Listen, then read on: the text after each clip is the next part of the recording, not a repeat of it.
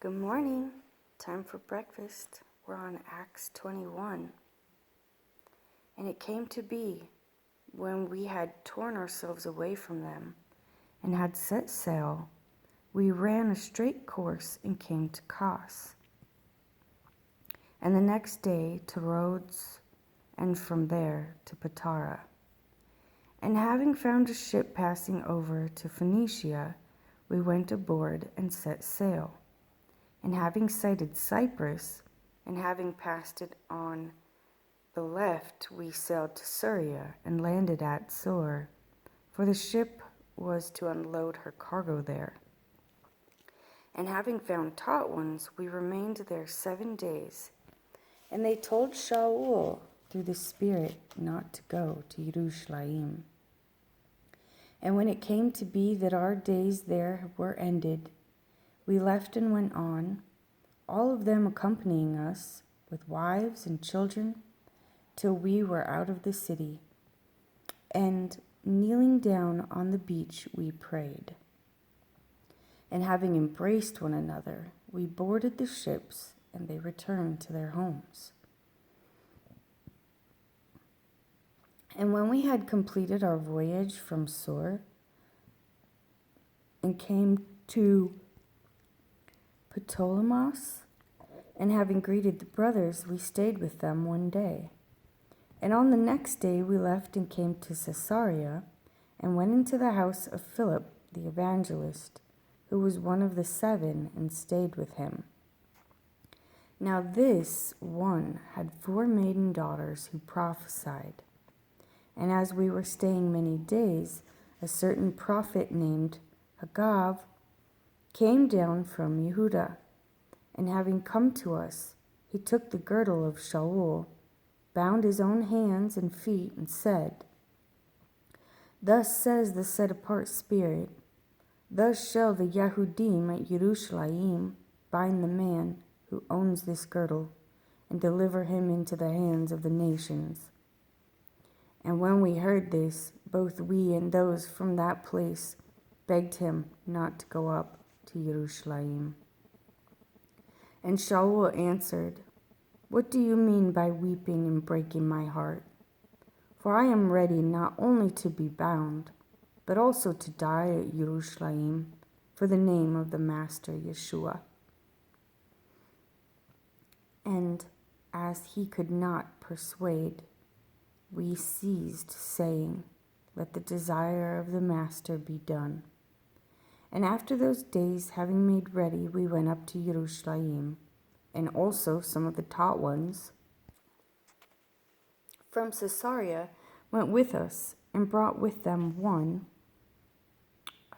Mason of Cyprus, an early taught one, with whom we were to lodge. And when we had arrived in Jerusalem, the brothers received us gladly. And on the following day, Shaul went in with us to Yaakov, and all the elders came. And having greeted them, he was relating one by one what Elohim had done among the nations through his service. And when they heard it, they praised the Master, and they said to him, You see, brother, how many thousands of Yahudim there are who have believed, and all are ardent for the Torah. And they have been informed about you, that you teach all the Yahudim who are among the nations but they have been informed about you, that you teach all the Yahudim who are among the nations to forsake Moshe, saying not to circumcise the children, nor to walk according to the practices. What then is it? They shall certainly hear that you have come. So do this, what we say to you. We have 4 men who have taken a vow. Take them and be cleansed with them, and pay their expenses so that they shave their heads. And all shall know that what they have been informed about you is not so, and that you yourself also walk orderly, keeping the Torah. But concerning the nations who believe, We have written and decided that they should keep themselves from what is offered to idols, and blood, and what is strangled, and whoring." Then Shaul took the men on the next day, and having been cleansed with them, went into the set-apart place to announce the completion of the days of separation, until the offering should be presented for each one of them. And when the 7 days were almost ended, and yet the Yahudim from Asia, seeing him in the set-apart place, were stirring up all the crowd, and they laid hands on him, crying out, "Men of Israel, help! This is the man who is teaching all men everywhere against the people and the Torah and this place. And besides, he also brought Greeks into this set-apart place and has profaned this set-apart place." Because they had previously seen Trophimus, the Ephesian, with him in the city, whom they thought that Shaul had brought into the set-apart place. And the entire city was moved, and the people rushed together, seized Shaul, and dragged him out of the set-apart place, and immediately the doors were shut. And while they were seeking to kill him, a report came to the commander of the company of soldiers that all Yerushalayim was in confusion. At once he took soldiers and captives and ran down to them, and they, having seen the commander and the soldiers, stopped beating Shaul. Then the commander came near and took him, and commanded him to be bound with 2 chains, and was asking who he was and what he had done. And in the crowd some were shouting this and others that, and not being able to ascertain the truth because of the uproar, he commanded him to be taken into the barracks. And when he came to the stairs, he had to be carried by the soldiers because of the violence of the crowd. For a large number of the people following after, crying out, "Away with him!" And as Shaul was about to be led into the barracks, he said to the commander, "Am I allowed to say somewhat to you?" And he said, "Do you know Greek? Are you not the Mystrian who some time ago stirred up a revolt and led the 4,000 assassins out into the wilderness?" But Shaul replied, "I am a Yahudi from Tarsus in Cilicia, a citizen of no mean city, and I beg you, allow me to speak to the people." And having given him permission, Shaul, standing on the stairs, motioned with his hand to the people. And when there was a great silence, he spoke in the Hebrew language, saying, "Men, brothers, and fathers, hear my defense before you now." And when they heard that he spoke to them in Hebrew language, they kept greater silence.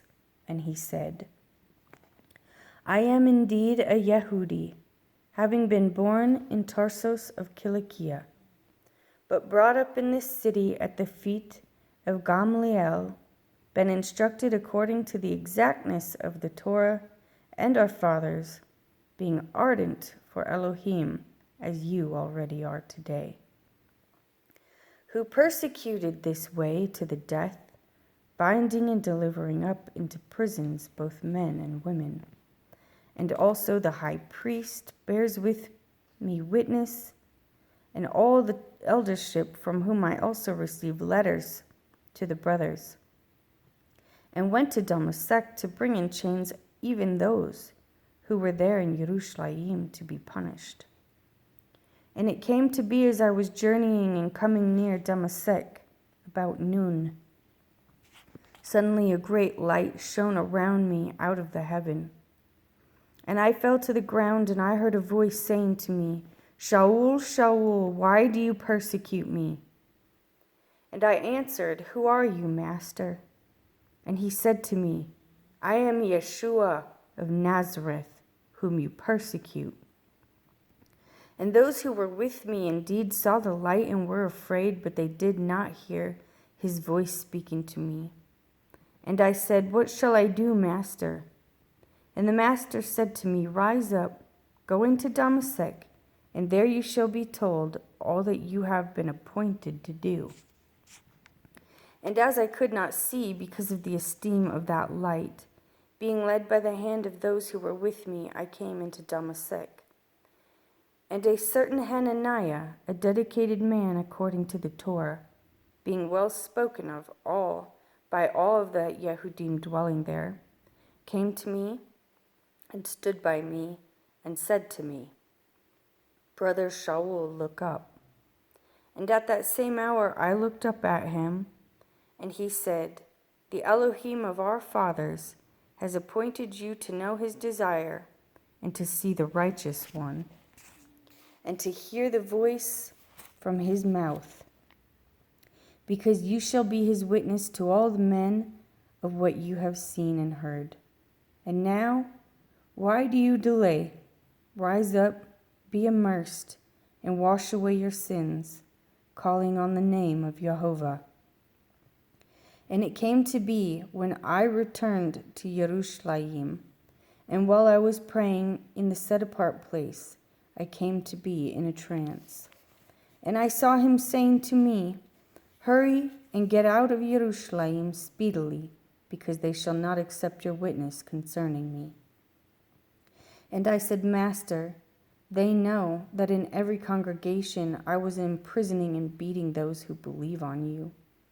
And when the blood of your witness Stephanos was shed, I also was standing by giving my approval to his death and keeping the garments of those who were killing him." And he said to me, "Go, because I shall send you far from here to the nations." And they were listening to him until this word. And then they lifted up their voice, saying, "Away with such a one from the earth, for it is not fit that he should live."